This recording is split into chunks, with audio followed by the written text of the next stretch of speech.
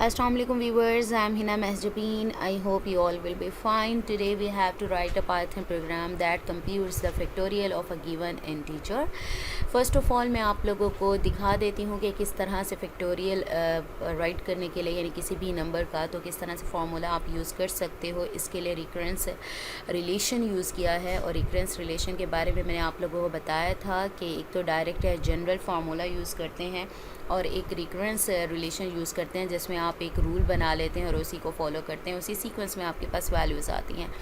Factorial of n integer n greater than zero होता है, ठीक है, डिनोटेड बाय एन फैक्टोरियल। आपको एक्सक्लेमेशन का मार्क नज़र आ रहा होगा, इसे फैक्टोरियल बोलते हैं। तो एन फैक्टोरियल हमारे पास होता है 1 2 3 यानी नंबर्स आगे चलते जाते हैं और n minus one multiply n यानी n माइनस वन आपके पास आता है।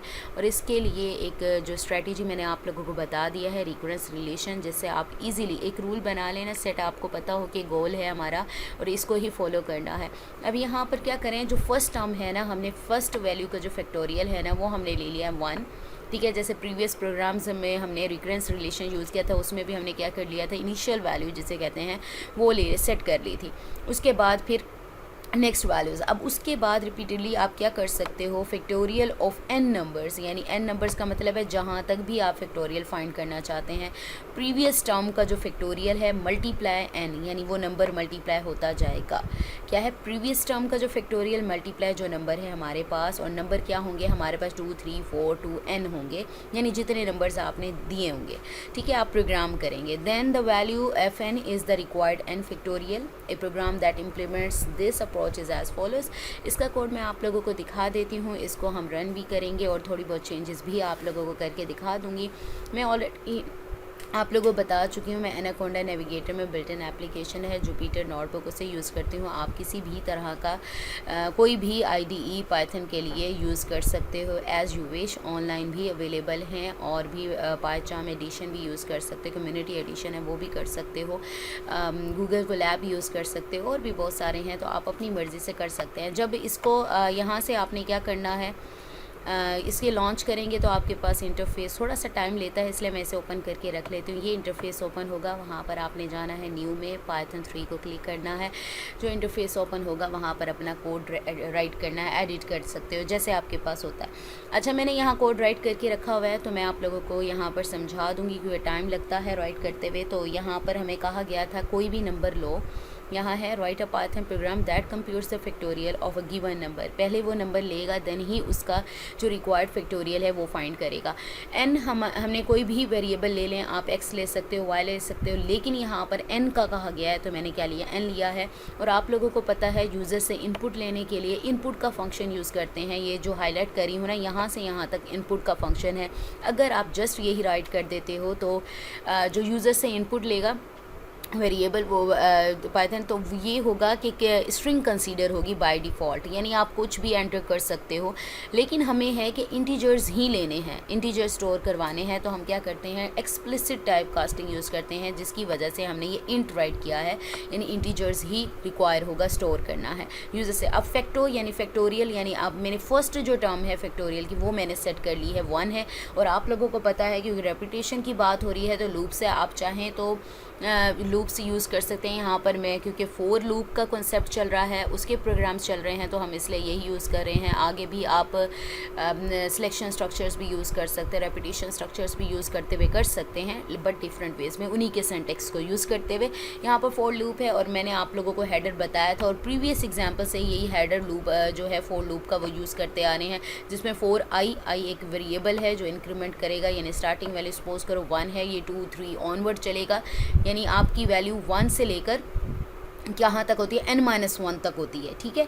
इन रेंज, इन कीवर्ड है, रेंज फंक्शन है, रेंज आप इधर बताते हो स्टार्टिंग वैल्यू। अब यहाँ पर फर्स्ट वैल्यू तो मैंने बता दी 1 है, ठीक है। सेकंड वैल्यू यानी 2 से स्टार्ट करो, फर्स्ट वैल्यू 1 हो गई और सेकंड वैल्यू 2 से स्टार्ट करो, कोमा n अगर मैं राइट करती यहाँ पर तो n-1 तक ये वैल्यू लेता, यानी 6 किया है तो 5 तक फैक्टोरियल लेता।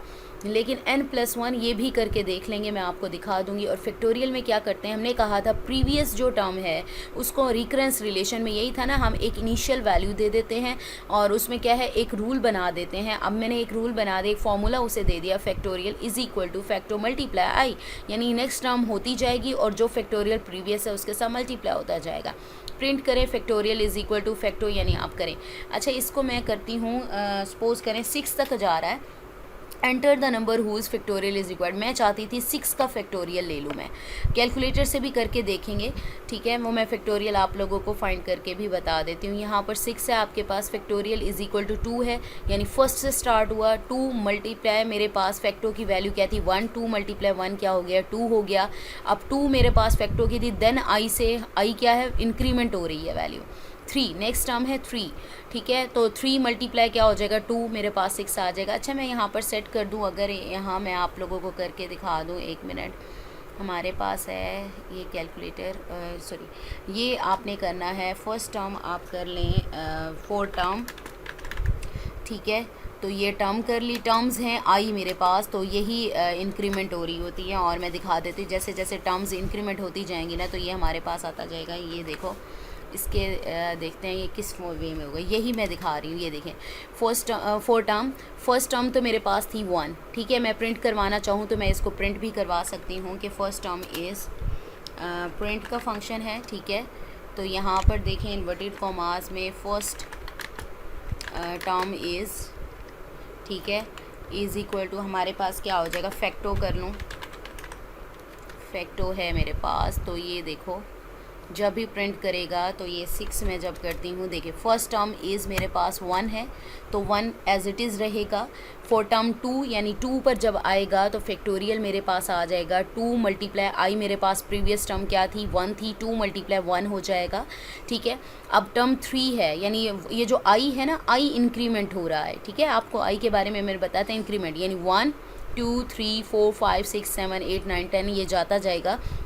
2 मल्टीप्लाई प्रीवियस टर्म 1 2, फिर नेक्स्ट टर्म क्या है, थर्ड पे आ गए, थर्ड नंबर पे आ गए क्योंकि इंक्रीमेंट हो रहा है। 2 3 ज़ार 6, हमारे पास 6 आ गया। 6 मल्टीप्लाई 4 24 हो गया। 24 मल्टीप्लाई 5 120, 120 मल्टीप्लाई 6 720 आ गया। अब जैसे भी इसमें एंटर करेंगे तो आपके पास पोज करें, मैं यहाँ पर इसमें क्लियर करें आप इसे, ठीक है।